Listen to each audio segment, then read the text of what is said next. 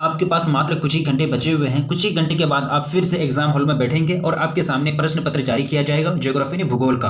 तो आप इस समय क्या करेंगे, जो भी इंपोर्टेंस नोट्स हैं उसको थोड़ा सा देखेंगे और इंपोर्टेंस ऑब्जेक्टिव क्वेश्चन यानी एमसीक्यू जो है उसको देखेंगे, ठीक है। और ये जो क्वेश्चन इस वीडियो के अंतर्गत हम लोग जो कवर करने जा रहे हैं ये सोशल मीडिया पर काफी ज्यादा वायरल हो रहा है। बहुत सारे स्टूडेंट ने इसको कवर किया है। तो मैं चाहता हूं कि आप एग्जाम हॉल में बैठने से पहले ये सभी क्वेश्चन को एक झलक देख लेंगे और याद रखने का प्रयास करेंगे। हो सके सेम टू सेम आपको क्वेश्चन प्रश्न पत्र में देखने के लिए मिले यहाँ से। तो चलिए स्टार्ट करते हैं। सभी क्वेश्चंस को कवर करना है, वीडियो को लाइक करना है, प्लीज अपने दोस्तों में जम करके एक बार शेयर करते हैं क्योंकि कुछ ही घंटे की समय है, आप लोगों के पास टाइम बहुत कम है। राज्य चीन की सीमा पर स्थित है। 2017 में यह क्वेश्चन पूछा जा चुका है। तो चीन की सीमा पर अगर स्थित राज्य है वह अरुणाचल प्रदेश। कौन सा राज्य? अरुणाचल प्रदेश एक ऐसा राज्य है जो चीन की सीमा पर सटे हुए है। तो ये चीन की सीमा इनके साथ मिलती है, तो वो जो सीमा मिलता है, सीमा रेखा, उसको क्या बोलते हैं? मैकमोहन बोले जाते हैं, ठीक है। यानी अगर आपको पूछा जाए, ऐसे भी पूछा जा सकता है कि जो होता है यानी मैकमोहन रेखा किस राज्य से मतलब टकराती है भारत का, तो वह अरुणाचल प्रदेश, ठीक है। अरुणाचल प्रदेश और अरुणाचल प्रदेश का सीमा चीन से मिलता है, तो वो सीमा रेखा जो है उसको क्या बोलते हैं? मैकमोहन बोलते हैं। और भारत और पाकिस्तान के बीच क्या बोलते हैं? उनकी रेखा को, भारत और पाकिस्तान के बीच जो सीमा रेखा है उसको रेड क्लिफ बोलते हैं। क्या बोलते हैं? Red Cliff. पूछे जाते हैं, याद रखेंगे, ठीक है। जितना भी एक्स्ट्रा बात बोली जाती है आपका ऑप्शन डी बिल्कुल करेक्ट हो जाएंगे फर्स्ट नंबर क्वेश्चन का।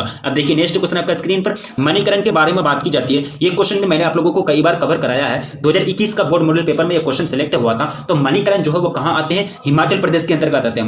मणिकरण कहां है? हिमाचल प्रदेश में है। कहां है? हिमाचल प्रदेश में। आपका ऑप्शन सी बिल्कुल करेक्ट हो जाएंगे। अब देखिए थर्ड नंबर क्वेश्चन काफी सिंपल क्वेश्चन है, सभी को कवर करना है। कोई भी मिस्टेक होता है तो आपको बता दिया गया, ठीक है। अभी अगर मिस्टेक होता है तो आप समझ जाइए कहीं ना कहीं आप पीछे रहे हैं, पीछे रह रहे हैं, ठीक है। पीछे नहीं रहना, ठीक है। अब देखिए क्वेश्चन कह रहा है कि निम्नलिखित प्रदेशों में कौन सुपरलेखित प्राचीनतम भारतीय नगरी बस्ती है? नगरी बस्ती है, ठीक है। 2020 में एक क्वेश्चन पूछा जा चुका था। तो यहाँ जो करेक्ट आंसर हो जाएगा थर्ड नंबर क्वेश्चन का हो जाएगा नील घाटी। कहां? नील घाटी, यानी आपका ऑप्शन सी बिल्कुल राइट आंसर हो जाएंगे। अब देखिए क्वेश्चन आपका क्या हो जाएगा, सॉरी इसका जो करेक्ट आंसर हो जाएगा हो जाएगा सिंधु घाटी। क्या हो जाएगा? सिंधु घाटी, ठीक है। अब नेक्स्ट क्वेश्चन देखेंगे, क्वेश्चन नंबर 4 पूछा गया है कि निम्नलिखित में से कौन विरल जनसंख्या वाला क्षेत्र है? यह भी क्वेश्चन आपका 2020 में पूछा जा चुका है। विरल जनसंख्या वाला क्षेत्र की बात की जाती है, विरल सघन। तो विरल की बात की जाए तो पश्चिमी ऑस्ट्रेलिया, यानी पश्चिमी ऑस्ट्रेलिया जो है वह जनसंख्या बहुत कम है। अगर सघन की बात की जाए तो दक्षिण पूर्व एशिया आते हैं, एशिया में जो सबसे ज्यादा जनसंख्या सघन है, ठीक है। तो आपका ऑप्शन डी बिल्कुल करेक्ट हो जाएगा फोर्थ नंबर क्वेश्चन का। अब देखिए नेक्स्ट क्वेश्चन की ओर बढ़ेंगे। पांचों क्वेश्चन पूछ रहा है कि विश्व के सघन जनसंख्या क्षेत्रों में निम्नलिखित में से कौन सा क्षेत्र सम्मिलित नहीं है?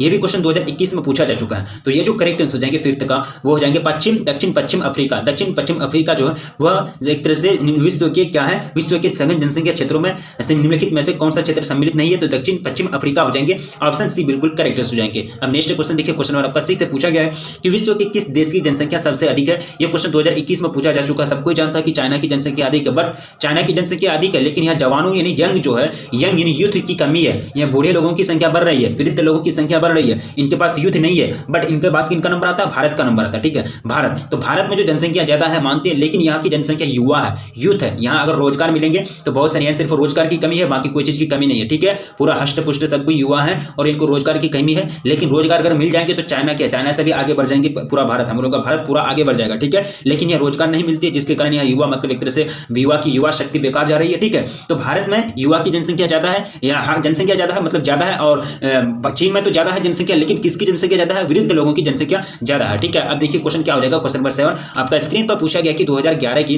जनगणना के अनुसार भारत के किस राज्य की जनसंख्या सबसे कम है? यह भी क्वेश्चन आपका 2018 में पूछा जा चुका है। सुनिए ध्यान से, ठीक है। सबसे कम अगर जनसंख्या की बात की जाए तो वो हो जाएंगे सिक्किम। क्या हो जाएंगे? सिक्किम। अगर सबसे ज्यादा जनसंख्या की बात की जाए यूपी हो जाएंगे, यानी उत्तर प्रदेश। यूपी में सबसे ज्यादा जनसंख्या 2011 की जनगणना के अनुसार और सबसे कम जनसंख्या सिक्किम में। हाँ, अगर जनसंख्या घनत्व की बात की जाए तो सबसे ज्यादा जनसंख्या घनत्व बिहार में हो जाएंगे, सबसे ज्यादा जनसंख्या घनत्व बिहार में हो जाएंगे। और अगर जनसंख्या घनत्व सबसे कम की बात की जाए तो वो हो जाएंगे अरुणाचल प्रदेश, ठीक है। याद रखेंगे, पूछे जा सकते हैं उलट फिर करके, आपको याद रखना है, इसमें कंफ्यूजन नहीं होना है। ऑप्शन आपका डी करेक्ट हो जाएगा। चलिए नेक्स्ट क्वेश्चन की ओर बढ़ेंगे। क्वेश्चन नंबर कितना हो जाएगा? क्वेश्चन नंबर 8 बिहार के लोग किस भाषा परिवार समूह किससे संबंधित है? मैंने आप लोगों को पढ़ाया है चार भाषा परिवार पढ़ाया है आप लोगों को, टोटल आपको पढ़ा दिया गया है, ठीक है। तो बिहार के अगर बारे में बात की जाए तो बिहार के लोग जो बोलते हैं जो भाषा, वो भाषा आता है द्रविड़ियन के अंतर्गत। किसके अंतर्गत? द्रविड़ियन के अंतर्गत आते हैं। ऑप्शन आपका राइट आंसर हो जाएगा बी। देखिए नेक्स्ट क्वेश्चन आपको पूछा गया है कि निम्नलिखित में से भारत के किस राज्य में जनसंख्या का घनत्व निम्नतम है? जस्ट अभी मैंने बोला अरुणाचल प्रदेश। अगर जनसंख्या घनत्व की बात की जाए वो हो जाएगा बिहार। अगर कम की बात की जाए जनसंख्या घनत्व 2011 के अनुसार सबसे कम जनसंख्या घनत्व कहां है? अरुणाचल प्रदेश में। जनसंख्या घनत्व तो आप जानते हैं, जनसंख्या घनत्व क्या होता है कि प्रति वर्ग किलोमीटर पर कितने जनसंख्या निवास करती है, उसको क्या बोलते हैं? जनसंख्या घनत्व बोलते हैं, ठीक है। ऑप्शन आपका क्या हो जाएगा? ऑप्शन आपका बी बिल्कुल करेक्ट हो जाएंगे, ठीक है। अब नेक्स्ट क्वेश्चन देखेंगे, क्वेश्चन क्वेश्चन कितना हो जाएगा, क्वेश्चन नंबर 10 पूछा गया है कि निम्नलिखित रोगों में से कौन सा जलजन्य रोग है। यानी 2019 2021 देखिए 2 साल रिपीट किया गया ये क्वेश्चन को। तो जलजन्य रोग का मतलब क्या हो जाएगा, यानी जल से होने वाला रोग, यानी जल प्रदूषण से होने वाला रोग। तो जलजन्य रोग हो जाएगा अतिसार, यानी जल प्रदूषण अगर बढ़ेगा तो अतिसार की बीमारी बढ़ेगी, अतिसार बढ़ेगा, अतिसार लोगों में ज्यादा फैलेगा। बाकी श्वसन और संक्रमण जो होता है, श्वसन संक्रमण, ये सब वायु प्रदूषण के कारण होता है। और अगर बात की जाए कि कौन सा प्रदूषण से सबसे ज्यादा अगर बीमारी फैलती है तो वो कौन सा प्रदूषण से, तो वो जल प्रदूषण से फैलती है। हाँ, बाकी प्रदूषण से भी फैलता है, वायु प्रदूषण, ध्वनि प्रदूषण, मृदा प्रदूषण से भी एक तरह से बीमारी फैलती है, लेकिन सबसे ज्यादा बीमारी किससे फैलती है, जल प्रदूषण से फैलती है, जो बीमारी आपका अतिसार होता है। ठीक है, अब नेक्स्ट क्वेश्चन देखेंगे, क्वेश्चन नंबर 11 पूछा गया कि ध्वनि प्रदूषण के प्रमुख स्रोत क्या है। ये क्वेश्चन 2018 में पूछा जा चुका है। उद्योग, बिल्कुल उद्योग, फैक्ट्री वगैरह लगता है, पूरा दिन एकदम आवाज करते रहता है, ये भी हो जाएंगे, इससे भी ध्वनि प्रदूषण होती है। मोटर वाहन तो और दिमाग एक तरह से इसमें ये होता है, एक तरह से बोलता है ना कि दिमाग खराब हो जाता है, अगर शहर निकलेंगे तो सिर्फ गाड़ी का हॉर्न ही सुनाई देगा। तो ये भी क्या है,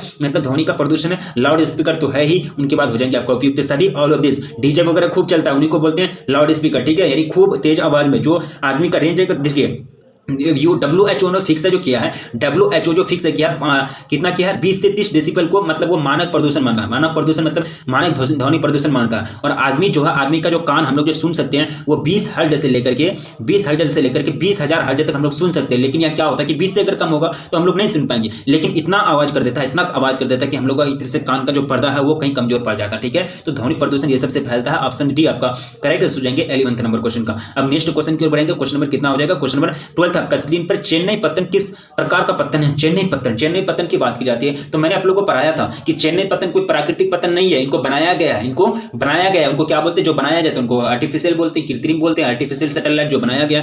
ठीक है, तो कृत्रिम हो जाएंगे, आपका ऑप्शन ए करेक्ट हो जाएंगे 12th नंबर क्वेश्चन का। अब देखिए क्वेश्चन नंबर 13, भारत के आयात व्यापार का प्रमुख पदार्थ। आयात व्यापार का यानी आयात का मतलब होता है आने वाला, बाहर देश से जो मंगाई जाती है जितने सामान उसको बोलते हैं आयात, यानी इंपोर्ट बोलते हैं उसको। ठीक है, और एक्सपोर्ट का मतलब होता है निर्यात, एक्सपोर्ट का मतलब होता है निर्यात, यहां से जो सामान भेजी जाएगी उसको बोलते हैं एक्सपोर्ट और इंपोर्ट, ये दोनों के शॉर्ट फॉर्म को क्या बोलते हैं, एक्जिम। याद है ना आपको, न भूल रहे हैं, भूलना नहीं है, पूछे जाएंगे, रिपीट कीजिए अगर भूल रहे हैं तो। ठीक है, टाइम अभी भी है आपके पास। ठीक है, तो भारत के आयात व्यापार का जो सर्वप्रमुख पदार्थ है वो क्या हो जाएंगे, तो मैंने आप लोगों को पढ़ाया था कि यानी पेट्रोलियम की कमी है, असम का डिगबोई हो जाएंगे और मुंबई हाई हो जाएंगे, मुंबई हाई। यही दोनों क्षेत्र है जो भारत को मतलब पेट्रोलियम प्रदान करता है, जो भारत का अपना पेट्रोलियम खदान है। लेकिन इनसे इतना बड़ा देश, मतलब इतना बड़ा देश है, इतना बड़ा वाहन की जनसंख्या, वाहन की संख्या बहुत ज्यादा है, तो इतना मतलब तेल प्रोवाइड नहीं कर पाता, फिर भी खरीदना पड़ता। तो इनके पास पेट्रोलियम की कमी है। और पेट्रोलियम पदार्थ से क्या बनता है, पेट्रोलियम पदार्थ से क्या बनता है, एक तरह से जो रासायनिक पदार्थ हो गया यानी कीटनाशक हो गया, ये सब बाहर देश से मंगाना पड़ता है, आयात कराना पड़ता है। ऑप्शन बी आपका करेक्ट हो जाएंगे। देखिए हम जितना बात भी एक्स्ट्रा बोलते हैं वो सब बात को आपका रिवीजन हो रहा है, रिवीजन होना बहुत जरूरी है। पूछे जाते हैं तो यही से पूछे जाएंगे ना, कहीं आपका बाहर से तो क्वेश्चन नहीं पूछे जाएंगे, जो सब बात बोलते हैं। ठीक है, उसको भी ध्यान से सुनेंगे ताकि आपका रिवाइजिंग हो जाए। अब देखिए भारत का एक सदस्य, भारत एक सदस्य, ये भी क्वेश्चन 2020 में पूछा जा चुका है। देखिए कितना फेमस क्वेश्चन है, बार बार पूछा जाता है। क्वेश्चन बैंक उठा करके देखेंगे, क्वेश्चन बैंक आपको कवर कराया गया है, याद है ना, history, political, geography, Hindi, English, ये सारा चीज का हम लोगों ने क्वेश्चन बैंकों को कवर करा दिया है 2009 से लेकर 2021 तक। ठीक है, ये यानी 2009 से लेकर 2021 तक जितने सारे क्वेश्चन से पूछे गए, बायोलॉजी इसका आपका हिंदी, इंग्लिश, ज्योग्राफी, पॉलिटिकल और हिस्ट्री, जितना क्वेश्चन पूछे गए वो सारा क्वेश्चन आपको मैंने कवर कराया है। आप अगर कवर नहीं किए तो चैनल का अंदर में जाइए या फिर सर्च कीजिए 2009 से 2021 तक क्वेश्चन बैंक तनु क्लासेस 8 को आपका ऊपर में आ जाएगा। ठीक है, जो सब्जेक्ट का करेंगे वो सब्जेक्ट का नाम लिख देंगे। भारत जो एक सदस्य है वो किसका सदस्य है, तो हम लोग जानते हैं कि भारत एक साफ्टा का सदस्य है, साफ्टा का समूह है, यानी सॉरी साफ्टा का मेंबर है। अब देखिए क्वेश्चन पूछा गया कि किस भाषा परिवार की जनसंख्या सबसे कम है 2020-21 मैंने 2020 का एनुअल एग्जाम में पूछा जा चुका क्वेश्चन है। तो किस भाषा परिवार, मैंने आप लोगों को परसेंटेज में बताया था, तो भारतीय यानी चीनी तिब्बती भाषा। चीनी कौन जानता है, चीनी को हम लोग बोलते हैं, भले चीन बगल में है, पड़ोसी देश है, पड़ोसी से ज्यादा मतलब क्या दुश्मन है। ठीक है, हमेशा अटैक करते रहता है, लेकिन चीनी भाषा कोई नहीं बोलता। तो चीनी तिब्बती जो भाषा है ये भाषा परिवार बहुत कम है, इनकी बोलने वालों की संख्या बहुत ही कम है, सबसे कम है। ठीक है, यानी ऑप्शन आपका डी राइट हो जाएंगे 15 नंबर क्वेश्चन का। अब नेक्स्ट क्वेश्चन की ओर बढ़ा जाए, क्वेश्चन में कितना हो जाएगा 16। पूछा गया कि 2011 की जनगणना के अनुसार भारत की जनसंख्या थी, 2020 में क्वेश्चन पूछा जा चुका है। 2001 की अगर बात की जाए तो भारत की जनसंख्या 102 करोड़ थी। अगर 2011 की बात की जाए तो 20 करोड़ बढ़ गया था, 20 करोड़ बढ़ गया 121 करोड़ हो गया था। कितना, 121 करोड़। ऑप्शन ए बिल्कुल करेक्ट हो जाएंगे 16 नंबर क्वेश्चन का। अब नेक्स्ट क्वेश्चन की ओर बढ़ेंगे, क्वेश्चन नंबर 17। पूछा गया कि निम्नलिखित में कौन औद्योगिक नगर है, 2020 में ये भी क्वेश्चन पूछा जा चुका है। औद्योगिक नगर वैसा नगर जिसका उद्योग की दृष्टि से विकास हुआ हो उसको बोलेंगे औद्योगिक नगर। कैनबरा आपका नियोजित नगर है, कैनबरा क्या है, नियोजित नगर है। ठीक है, औद्योगिक नगर आपका जमशेदपुर हो जाएंगे, क्या हो जाएंगे, जमशेदपुर। अब देखिए नेक्स्ट क्वेश्चन आपका स्क्रीन पर, क्वेश्चन नंबर 18।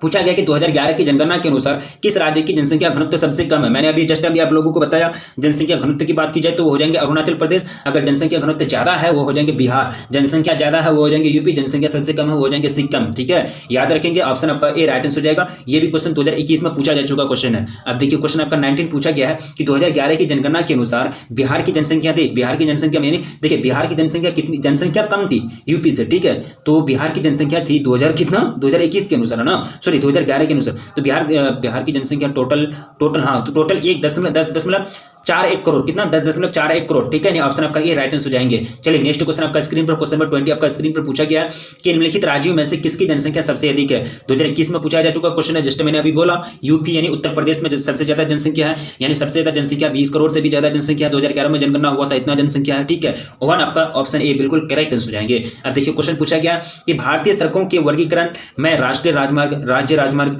जिला स्तर की सड़कों के अतिरिक्त चौथा वर्ग हो जाएंगे आपका ग्रामीण सड़क, यानी टोटल कितना वर्ग में बांटा गया, राष्ट्रीय हो गया, राज्य हो गया यानी राष्ट्रीय राजमार्ग एनएच नेशनल हाईवे, राष्ट्रीय एसएच हो गया आपका स्टेट हाईवे, उसके बाद जिला स्तर डिस्ट्रिक्ट मतलब डिस्ट्रिक्ट रोड, उनके बाद ग्रामीण सड़कें। ठीक है, तो टोटल बता गया राष्ट्रीय राजमार्ग का निर्माण कौन करता है, केंद्र सरकार, राज्य मार्ग का निर्माण कौन करता है, मे भी एक तरह से राज्य सरकार, जिला स्तर इसका भी निर्माण करता है, और टोटल हो जाएंगे आपका क्या हो जाएंगे ग्रामीण सड़कें। ठीक है, इनकी जो प्रतिशत है एनएच की प्रतिशत कितना 2%, और बताएंगे याद है ना 2%, अगर एसएच की बात की जाए 4%। अब देखिए क्वेश्चन पूछा गया 22 में कि राष्ट्रीय राजमार्गों के नियंत्रण का उत्तरदायित्व किस पर है, बिल्कुल केंद्र सरकार, यानी जो सेंट्रल पर यानी सेंट्रल गवर्नमेंट है, उसका मतलब काम है कि कहाँ एनएच बनाया जाए, कौन सा नेशनल हाईवे बनाया जाए जिसको एक राज्य से दूसरे राज्य जोड़ने का काम उन्हीं का है। ठीक है, ऑप्शन आपका बी बिल्कुल करेक्ट हो जाएंगे। नेशनल हाईवे क्या करता है कि एक राज्य की राजधानी को दूसरे राज्य की राजधानी से जोड़ने का कार्य करता है। अब देखिए क्वेश्चन पूछा गया कि किस नदी में नाव नहीं चल सकती, किस नदी में नाव नहीं चल सकती, तो ये जो नदी है ये नर्मदा नदी में नाव नहीं चल सकती है, नर्मदा नदी में नाव नहीं चल सकती है। अब देखिए क्वेश्चन पूछा गया 24 में,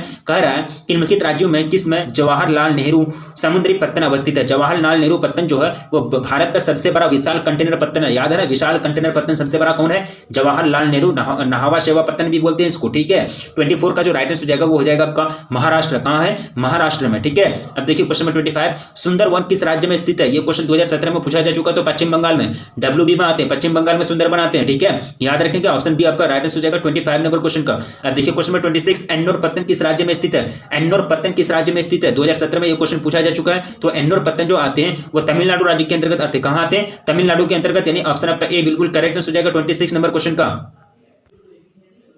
क्वेश्चन पूछा गया कि तुतीकोरिन पत्तन स्थित है, ये भी क्वेश्चन आपका 2020 में पूछा जा चुका है कि तुतीकोरिन पत्तन कहां स्थित है, तो मैंने आप लोगों को बताया था कि तुतीकोरिन ये आपका पहला अक्षर क्या तौ है। ठीक है, तो अब यहां देखिए पहला अक्षर किसका है, तमिलनाडु का, तो तुतीकोरिन पत्तन कहां हो जाएंगे, तमिलनाडु में। मैंने आप लोगों को ट्रिक के साथ याद रखने के लिए बताया था, कौन सा लेटर मैच करता है तो आपको याद रखने में सहूलियत होगी, आसानी होगी, तो आपका ऑप्शन सी बिल्कुल करेक्ट हो जाएंगे। तुतीकोरिन पत्तन स्थित है तमिलनाडु में, तुतीकोरिन तमिलनाडु, इसका भी पहला लेटर तौ मिलता है, इसका भी तमिलनाडु का भी पहला लेटर यानी पहला अक्षर तौ मिल जाता है, तो ऑप्शन सी आपका राइट आंसर हो जाएंगे। अब देखिए क्वेश्चन नंबर 28 पूछा गया है कि निम्नलिखित में से कौन सा स्थलबंध पोर्ताश्रय है, यानी स्थलबंध यानी मतलब चारों तरफ से मतलब जमीन है और उसको नहर के द्वारा काट करके वो मतलब नहर के द्वारा मतलब उसको जोड़ा गया है समुद्र से। ठीक है, ये भी क्वेश्चन 2020 में पूछा जा चुका है, तो यहाँ जो राइट आंसर हो जाएगा 28 का हो जाएगा विशाखापत्तनम, क्या हो जाएगा, Visakhapatnam, option C right answer हो जाएंगे। अब देखिए क्वेश्चन नंबर 28 पूछा गया है 29 पूर्व पश्चिम गलियारा जोड़ता है, तो मैंने आप लोगों को बताया था कि NHAI का 2 सबसे बड़ा प्रोजेक्ट है, यानी national highway authority of India, national highway authority of India का 2 सबसे बड़ा प्रोजेक्ट है जो अभी काम चल रहा है। सबसे बड़ा प्रोजेक्ट है, एक प्रोजेक्ट है आपका पूर्व पश्चिम गलियारा, यानी पूर्व पश्चिम गलियारा को जोड़ने का जो काम है ये कानपुर को यानी गुवाहाटी, इसको सिलचर को पोरबंदर से, यानी सिलचर को पोरबंदर, यानी सिलचर कहां है, असम में, सिलचर कहां है, असम में, पोरबंदर गुजरात में, तो असम को डायरेक्ट गुजरात से जोड़ने का कार्य करेगा। ये जो मतलब सबसे बड़ा रोड है, सबसे बड़ा NH है। ठीक है, और एक आपका है स्वर्णिम चतुर्भुज परियोजना, स्वर्णिम चतुर्भुज परियोजना तो आप जानते हैं 4 महानगर को जोड़ने का कार्य करेगा, दिल्ली मुंबई चेन्नई कोलकाता, भारत का कितना महानगर है, दिल्ली मुंबई चेन्नई कोलकाता, ये चारों को जोड़ देंगे तो इसके बीच की दूरी घट जाएगी और भाड़ा जो है यानी ज्यादा पैसा लगता है पैसेंजर को तो वो भी घट जाएगा। ठीक है, आपका ऑप्शन डी बिल्कुल करेक्ट हो जाएंगे 29 नंबर क्वेश्चन का, सिलचर को पोरबंदरगाह से। ठीक है, सिलचर को पोरबंदरगाह से, सिलचर आपका असम में, पोरबंदरगाह आपका गुजरात में, असम सबसे पूर्वी राज्य है, आपका गुजरात सबसे पश्चिमी राज्य है, इसलिए इसका प्रोजेक्ट का नाम क्या पड़ गया, पूर्व पश्चिम गलियारा। अब देखिए क्वेश्चन में 30 पूछा गया है कि भारतीय रेल प्रणाली को कितने मंडलों में विभाजित किया गया, तो इसका जो करेक्ट आंसर हो जाएगा 30 नंबर क्वेश्चन का, इसका आपको राइट आंसर कमेंट करना। 30 नंबर क्वेश्चन है ना, 30 नंबर क्वेश्चन का जो राइट आंसर हो जाएगा नन ऑफ दिस, इनमें से कोई नहीं। अभी देखिए टोटल मैंने आप लोगों को 16 पढ़ाया है, लेकिन इसका एक्यूरेट डेटा मेरे पास भी नहीं है। किसी को अगर मालूम है तो प्लीज बताएंगे, ठीक है, अगर किसी को मालूम है, ठीक है। वैसे गूगल वगैरह नहीं देखेंगे, गूगल वगैरह में अक्सर गलत दिया हुआ रहता है, ठीक है। जो इंपॉर्टेंट है, जो आप बुक में देखेंगे वही पढ़ेंगे, गूगल का नॉलेज अक्सर गलत रहता है, ठीक है। इसलिए बताएंगे आप क्या हो जाएगा। अब देखिए आपका ये क्वेश्चन पेंडिंग जाने देते हैं, हम आपको कमेंट में पिन कर देंगे, जब पढ़ाएंगे तो पिन कर देंगे वहां, या फिर आपको टेलीग्राम में मैसेज करके बता देंगे। अब देखिए क्वेश्चन कितना आ जाएगा, क्वेश्चन काफी सिंपल है।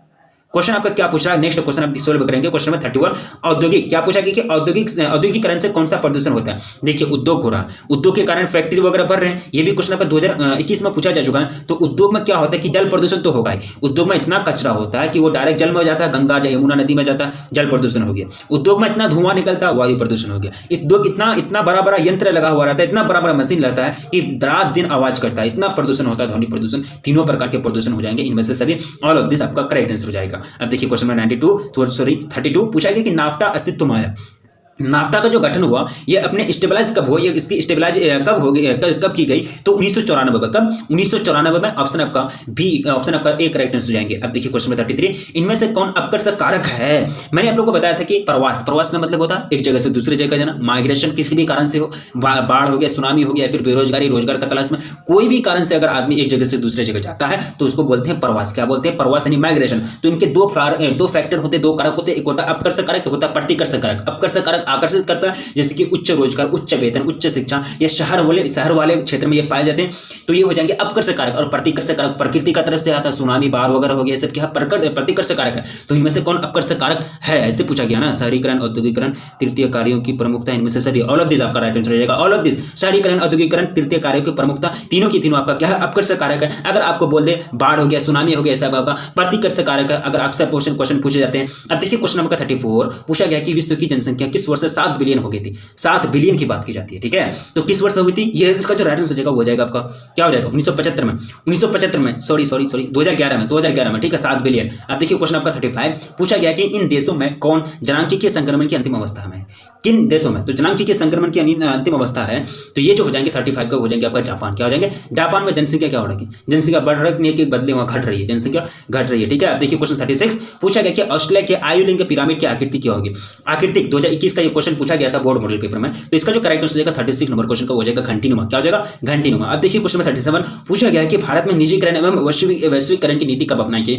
निजीकरण और वैश्वीकरण, प्राइवेटाइजेशन एंड ग्लोबलाइजेशन, ये जो पॉलिसी अपनाई गई थी 1991 में। कब? 1991 में। ऑप्शन आपका सी राइट आंसर हो जाएगा 36 नंबर क्वेश्चन का। अब 37 नंबर क्वेश्चन का। अब देखिए क्वेश्चन में 38 पूछा गया कि भारत का अधिकांश विदेशी व्यापार वहन होता है। वहन का मतलब कराया जाता है, ठीक है। विदेशी व्यापार यानी अंतरराष्ट्रीय व्यापार बोलते हैं इसको। तो इसका जो करेक्ट आंसर वो हो जाएगा समुद्र और वायु मार्ग द्वारा। क्या द्वारा? समुद्र और वायु मार्ग द्वारा। रोड मार्ग के द्वारा 2-4 पड़ोसी देश जुड़ा हुआ तो सबसे दुश्मनी है, चाइना के साथ जुड़ा हुआ रोड मार्ग। उसके बाद क्या है, उसके दुश्मनी है, वो तो उनके साथ व्यापार होता नहीं है, पाकिस्तान तो है कंगाल। उसके बाद आपका नेपाल है, नेपाल से इतना मतलब क्या है, उनके पास इतना मतलब बहुत समृद्ध देश नहीं है। तो ये सब देश से मतलब व्यापार नहीं किया जाता, ज्यादातर समुद्री मार्ग से और व्यापार मतलब वायु मार्ग से क्या किया जाता है, भारत का अधिकांश विदेशी व्यापार वहन होता है। ऑप्शन आपका सी बिल्कुल राइट आंसर हो जाएंगे। अब देखिए क्वेश्चन 38 देखिए क्वेश्चन पूछा गया कि योजना आयोग का गठन कब हुआ था, ठीक है। योजना आयोग का तो गठन हुआ था 1950 में, लेकिन आपको पता है ना योजना आयोग के अंतर्गत जितने भी कार्य थे वो अपने नीति आयोग ने ले लिया है। नीति आयोग इसका जगह ले लिया है, इसको भंग कर दिया गया है। नीति आयोग आया था 2014 में, ठीक है, 2014 या 15 में, हमको भी कंफर्म मालूम नहीं है, लेकिन 2014 या 15 में ही आया था नीति आयोग, इनका गठन किया गया था। योजना आयोग को भंग करके इनके जितने भी कार्य हैं वो सब कार्य किसके पास आ गए, नीति आयोग के पास आ गए, ठीक है। ऑप्शन का बी, ऑप्शन आपका ए राइट आंसर हो जाएंगे। योजना आयोग का गठन 1950 में किया गया था। 39 का ऑप्शन ए राइट आंसर हो जाएंगे। अब देखिए क्वेश्चन नंबर 40 निम्नलिखित में कौन सूचना प्रौद्योगिकी केंद्र है। सूचना प्रौद्योगिकी केंद्र हो जाएंगे वो जाएंगे आपका बैंगलोर। क्या हो जाएंगे? बैंगलोर। अब देखिए क्वेश्चन नंबर 41 उत्तर दक्षिण गलियारा जोड़ता है। देखो आपका पूर्व पश्चिम गलियारा तो आपको पूर्व पश्चिम गलियारा आपको पढ़ाएगा, पोरबंदर को मतलब सिलचर से जोड़ने का कार्य करेगा, असम को गुजरात से, ठीक है। अब देखिए उत्तर दक्षिण गलियारा जोड़ता है तो ये जम्मू कश्मीर को इससे यानी श्रीनगर को कन्याकुमारी से ये जोड़ने का कार्य करता है। यह भी क्वेश्चन आपका 2018 में पूछा जा चुका है। अब देखिए क्वेश्चन नंबर 42 निम्नलिखित में से कौन सा शहर ग्रांड ट्रंक सड़क पर स्थित नहीं है। ग्रांड ट्रंक रोड आप जानते हैं, शेरशाह सूरी ने इनको बनाया था। जीटी जिसको बोलते हैं, ये सबसे पहले कहां से कहां तक मतलब अपना शासन को कंट्रोल में रखने के लिए जीटी का निर्माण करवाया था शेरशाह सूरी ने, और इनको दो भाग में भी बटा हुआ है, अमृतसर से दिल्ली NH1 और दिल्ली से कोलकाता NH2, ठीक है। पूछे जाते हैं, याद रखेंगे, रिपीट हो रहा है आपका ना। देखिए इसका जो करेक्ट आंसर जाएगा 42 नंबर क्वेश्चन का वो हो जाएगा आपका लखनऊ। लखनऊ जो है वो ग्रांड ट्रंक रोड पर स्थित नहीं है। अब देखिए क्वेश्चन नंबर 43 पूछा गया कि निम्नलिखित में से कौन सा पत्तन पूर्वी तट पर स्थित है।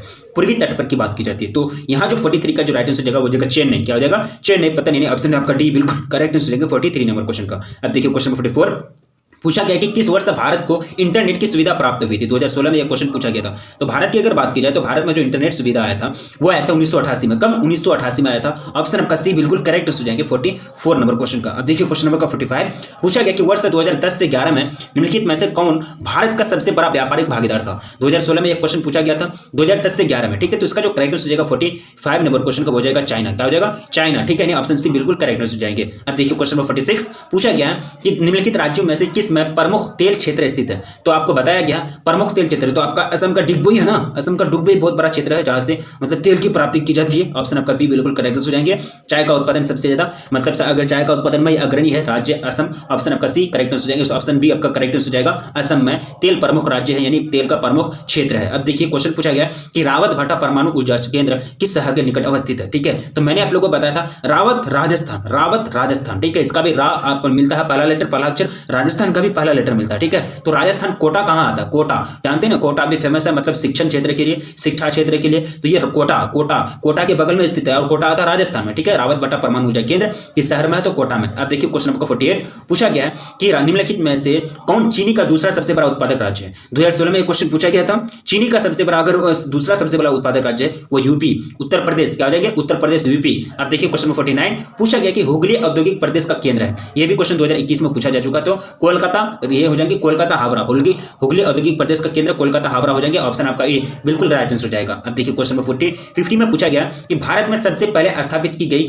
लौह इस्पात कंपनी निम्नलिखित में से कौन सी है? लौह इस्पात कंपनी की बात की जाती है हो जाएगी टिस्को। क्या हो जाएगी? टिस्को। किसके सहायता से? टिस्को किसके सहायता से स्थापित किया गया था? यूएसएसआर की सहायता से। किसके सहायता से? यूएसएसआर की सहायता से। ऑप्शन आपका बी बिल्कुल करेक्ट हो जाएंगे। देखिए ये यूएसएसआर और यूएसए भारत का सबसे बड़ा मददगार रहा है। यूएसए से टाइम पर बहुत मतलब यूएसए से बहुत बार ये भी हुआ है, लेकिन इतना रिलेशनशिप इतना ठीक नहीं रहा। लेकिन हम ये भी नहीं कर सकते कि यूएसए ने हमारा मदद नहीं किया, क्योंकि यूएसए जो है ये परमाणु ऊर्जा संयंत्र बैठाने में महाराष्ट्र में ये हेल्प किया था और यूएसएसआर ने टाटा यानी टिस्को को बैठाने में मदद किया था सोवियत संघ यानी रूस ने, ठीक है। अब देखिए क्वेश्चन नंबर 51 पूछा गया कि सोलापुर किस उद्योग के लिए जाना जाता है? तो सोलापुर जो जाना जाता है ये कौन सा उद्योग के लिए? सूती वस्त्र उद्योग के लिए। किसके लिए? सूती वस्त्र उद्योग के लिए। अब नेक्स्ट क्वेश्चन की ओर बढ़ा जाए। क्वेश्चन नंबर आपका 52 पूछा गया है कि इनमें से कौन लौह अयस्क का उत्पादक केंद्र है? ठीक है, मैं देख रहा हूं बहुत सारे बच्चे अभी तक वीडियो को लाइक नहीं किए, तो प्लीज लाइक कर देंगे। आप ही लोगों के लिए मेहनत की जाती है। आप अगर एक लाइक करते हैं ना तो हमको काफी मोटिवेट मिलता है, ठीक है। और मोटिवेट मिलता तो जानते हैं आप लोग के लिए दिन रात मेहनत करते हैं, आप लोग के लिए दिन रात सोचते हैं कि कौन सा क्वेश्चन बोर्ड एग्जाम के लिए काफी महत्वपूर्ण है, क्या पढ़ाया जाए बच्चों को, ठीक है। ये सारा चीज हम लोग काम करते हैं। आप एक लाइक कर देंगे तो बहुत ज्यादा मोटिवेट मिलता है। प्लीज लाइक कर देंगे, ठीक है। बीच में बोलने में हमको भी ठीक नहीं लगता है। अब देखिए इनमें से कौन लौह अयस्क का उत्पादक केंद्र है? तो लौह अयस्क का उत्पादक जो केंद्र हो जाएंगे वो हो जाएंगे बादाम पहाड़ी। कहा जाएंगे बादाम पहाड़। अब देखिए क्वेश्चन नंबर 53 पूछा गया कि इनमें से कौन बॉक्साइट से संबंधित नहीं है? कोरापुट, गया या फिर भावन। गया नहीं है। गया जिला तो आपका बिहार में आता ना, इसमें कोई मतलब बॉक्साइट उत्पादन नहीं होता, यानी एल्यूमिनियम का मतलब अयस्क है, बॉक्साइट फेमस अयस्क है। ऑप्शन आपका बी बिल्कुल करेक्ट हो जाएंगे। अब देखिए क्वेश्चन नंबर 54 पूछा गया कि भारत में पाया जाने वाले कुल कोयला का कितना प्रतिशत बिटुमिनस प्रकार का? ठीक है, देखिए बिटुमिनस, एंथ्रासाइट, बिटुमिनस, लिग्नाइट पिट। एंथ्रासाइट, बिटुमिनस, लिग्नाइट पिट। एंथ्रासाइट सबसे बेस्ट होता है। एंथ्रासाइट, बिटुमिनस, लिग्नाइट पिट। पिट सबसे मतलब सबसे कम गुणवत्ता वाला होता है। 4 कैटेगरी में बांटा गया है गुणवत्ता के आधार पर कोयला को, ठीक है। तो बिटुमिनस का जो एक तरह से प्रतिशत है भारत में वो है 80%। कितना? 54 का जो करेक्ट हो जाएगा वो हो जाएगा ऑप्शन सी 80%। अब देखिए क्वेश्चन नंबर 55 पूछा गया कि निम्नलिखित रोगों में से कौन वायुजन्य नहीं है, यानी वायु के द्वारा नहीं होता? तो ये अतिसार आपका जल जनित रोग है। जल जनित रोग यानी जल प्रदूषण के कारण ये रोग होता है, ये वायुजन्य नहीं है। ऑप्शन सी बिल्कुल करेक्ट हो जाएंगे। क्या हो जाएंगे?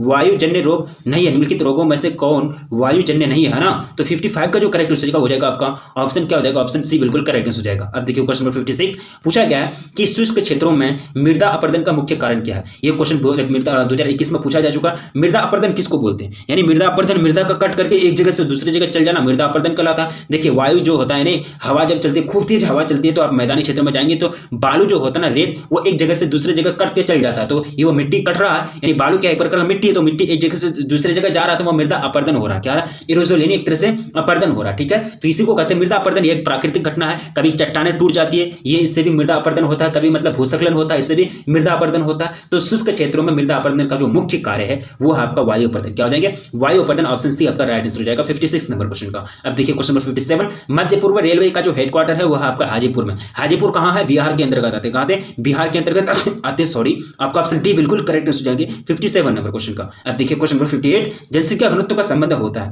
जनसंख्या घनत्व, ठीक है, जनसंख्या और क्षेत्रफल के बीच, जनसंख्या बटे क्षेत्रफल तब ना होता है जनसंख्या घनत्व, जनसंख्या बटे क्षेत्रफल क्या होता है, जनसंख्या घनत्व होता है। ऑप्शन आपका सी बिल्कुल करेक्ट हो जाएंगे 58 नंबर क्वेश्चन का। अब देखिए नेक्स्ट क्वेश्चन की ओर बढ़ा जाए। क्वेश्चन नंबर 59 पूछा गया कि निम्न में से कौन सा एक विरल जनसंख्या वाला क्षेत्र है। 2016 में एक क्वेश्चन पूछा गया था। तो विरल जनसंख्या वाला क्षेत्र मतलब पतला, यानी ज्यादा जनसंख्या नहीं बसा हुआ। तो यहाँ जो करेक्ट आंसर हो जाएंगे ध्रुवीय प्रदेश का हो जाएंगे, ध्रुवीय प्रदेश। ऑप्शन आपका ए बिल्कुल करेक्ट आंसर हो जाएंगे। अब देखिए क्वेश्चन नंबर 60 पूछा गया कि निम्नलिखित में से कौन एक महाद्वीपीय में जनसंख्या वृद्धि सर्वाधिक होता है। सबसे ज्यादा जनसंख्या वृद्धि होता है अफ्रीका में, अफ्रीका में सबसे ज्यादा होता है, याद है ना, मैंने आप लोगों को बताया था कि वहां जो होता है डायरेक्ट मतलब सूर्य की किरणें गिरती है, जब डायरेक्ट सूर्य की किरणें गिरती है तो आदमी में मतलब जो कैपेसिटी होता है सेक्स रेशियो वो बढ़ जाता है, जिसके कारण वो जनसंख्या ज्यादा बढ़ती है, ठीक है, अफ्रीका में। ऑप्शन आपका बी बिल्कुल करेक्ट हो जाएंगे 60 नंबर क्वेश्चन का। अब देखिए क्वेश्चन नंबर 61 हथकरघा उद्योग है, ये क्वेश्चन 2021 में पूछा जा चुका है। तो हथकरघा उद्योग जो आते हैं ये आते हैं कुटीर उद्योग के अंतर्गत, क्या आते हैं, कुटीर उद्योग के अंतर्गत। अब देखिए क्वेश्चन आपका क्या हो जाएगा, क्वेश्चन नंबर 62 भाखड़ा नांगल परियोजना अवस्थित है। तो ये जो अवस्थित है ये कहां, नर्मदा नदी पर, नर्मदा नदी पर, यानी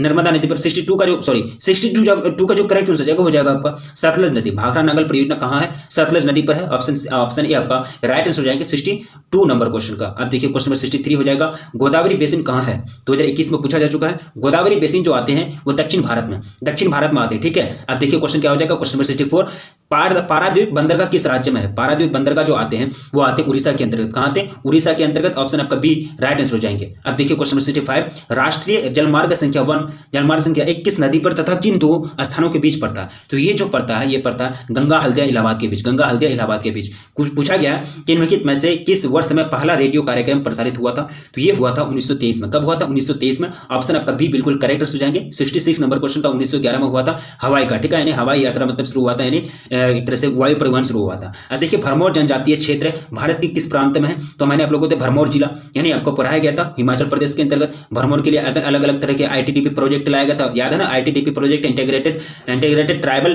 डेवलपमेंट प्रोग्राम लाया गया था, ठीक है। इसका आपका क्या हो जाएगा, राइट आंसर हो जाएगा ऑप्शन बी बिल्कुल करेक्ट आंसर हो जाएगा 67 नंबर क्वेश्चन का। अब देखिए क्वेश्चन नंबर 68 पूछा गया, वीडियो को प्लीज लाइक कर देंगे, वीडियो को अभी तक लाइक नहीं किया प्लीज वीडियो को लाइक कर देंगे, ठीक है, और कमेंट करके बताएंगे इसका सभी का आंसर क्या होगा, और कमेंट करके बताएंगे कि कैसा आज का क्लास रहा, ठीक है। अब देखिए क्वेश्चन पूछा गया कि निम्नलिखित केंद्र शासित प्रदेशों में किसकी साक्षरता दर उच्चतम है। अगर केंद्र शासित प्रदेश की बात की जाए तो अगर उच्चतम केंद्र शासित प्रदेश में सबसे ज्यादा अगर साक्षरता दर है वो है लक्षद्वीप की। अगर सबसे कम बात की जाए तो अंडमान और निकोबार की, ठीक है, सबसे कम अगर बात की जाए। हाँ, अगर राज्य की बात की जाए वो हो जाएंगे केरला की साक्षरता दर सबसे ज्यादा है। अगर राज्य में सबसे कम है तो वह बिहार के, ठीक है, याद रखेंगे बिहार के, याद रखेंगे, पूछे जाते हैं। ऑप्शन आपका यहाँ डी करेक्ट हो जाएगा 68 नंबर क्वेश्चन का। आप देखिए क्वेश्चन 69 में पूछा गया कि 2011 की जनगणना के अनुसार भारत का जनसंख्या घनत्व कितना था। ये 2016-17 में पूछा जा चुका क्वेश्चन है। तो 2011 में 382 व्यक्ति प्रति वर्ग किलोमीटर, आपका ऑप्शन ए राइट आंसर हो जाएंगे। अब देखिए क्वेश्चन 70 भारत में सबसे अधिक जनवृद्धि किस अवधि में हुई। तो ये हुई थी 1900 कब से, यानी 1991 से 2001 के बीच। ऑप्शन डी आपका राइट आंसर हो जाएंगे। तो ये सभी क्वेश्चन मोस्ट इंपोर्टेंट है, जहां से आपको डायरेक्टली क्वेश्चन बोर्ड एग्जाम में पूछे जाएंगे,